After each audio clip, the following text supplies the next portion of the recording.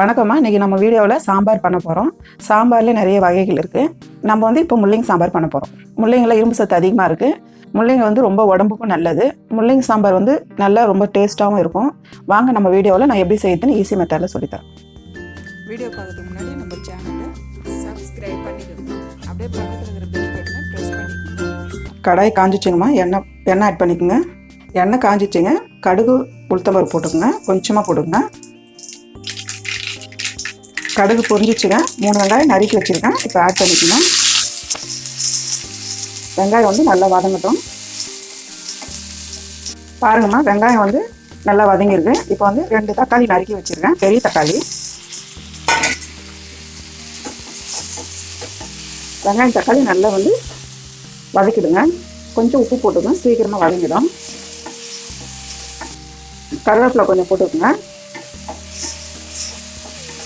பாருங்க, வந்து வெங்காயம் தக்காளி நல்லா வதங்கிருக்கு. இந்த வதங்குற ஸ்டேஜில் முள்ளங்கி நான் வந்து 3 முள்ளங்கி தோல் சீவிட்டு கட் பண்ணணும். அந்த மேல் தோல் வந்து சீவிடணும். சீவிட்டு இந்த அளவுக்கு கட் பண்ணிடுங்க. 3 முள்ளங்கி ஆட் பண்ணிக்கோங்க. இந்த வெங்காயம் தக்காளியில் முள்ளங்கி வந்து நல்லா வதக்கிடுங்க. பாருங்க, நல்லா வதங்கிடுச்சு. ஜீரகத்தூள் 1 ஸ்பூனுங்க, தனியாத்தூள் 1 ஸ்பூனு. இது வந்து பெருங்காயம். நம்ம வேணும்னா பருப்பில் கூட வேக வச்சுக்கலாம். நான் பருப்பில் வேக வைக்கல, அதனால காயில் போடுறேன். ஒரு 1/2 ஸ்பூன் பெருங்காயம். குழம்பு மிளகாத்தூளுங்க இது. இப்போ ஒரு நம்ம 3 ஸ்பூன் போட்டுக்கலாம்.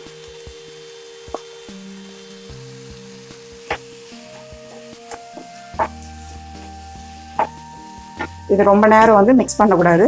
பாருங்கள், இது வந்து 1/4 கிலோ துவரம் பருப்பு நான் வந்து குக்கரில் போட்டு நல்லா மசிய வச்சுருக்கேன்.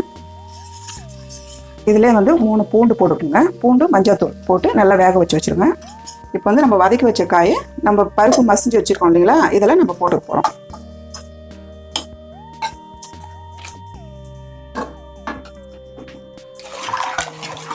நல்லா வந்து இந்த மாதிரி நல்லா மிக்ஸ் பண்ணி விட்டுருங்க. பாருங்கள், இந்த அளவு சாம்பார் கரெக்டாக இருக்கணும். இப்போ வந்து நம்ம உப்பு தேவையான உப்பு போட்டுக்க போகிறோம். நம்ம ஏற்கனவே கொஞ்சம் உப்பு போட்டிருக்கோம். இப்போ வந்து கொஞ்சமாக சாம்பார் அளவுக்கு போதும்.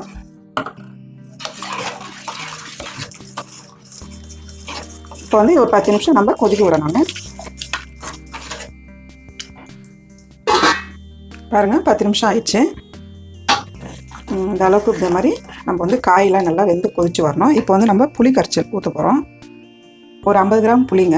இதை வந்து நல்லா கரைச்சி வச்சுக்கோங்க. மேலோட்ட ஊற்றுங்க. புளி கரைச்சல் ஊற்றிட்டேன். இப்போ இது ஒரு 5 நிமிஷம் நமக்கு கொதிச்சா போதும், சாம்பார் ரெடி ஆகிடும். 5 நிமிஷம் ஆயிடுச்சுங்க. சாம்பார் கொதிச்சிச்சு.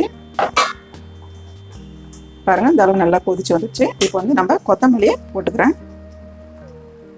கொஞ்சமாக ஒரு 1/2 ஸ்பூன் சர்க்கரை போட்டுருங்க. சாம்பார் வந்து ஒரு ஸ்வீட்டும் ஒரு புளிப்பும் கலந்த மாதிரி ரொம்ப டேஸ்ட்டாக இருக்கும்.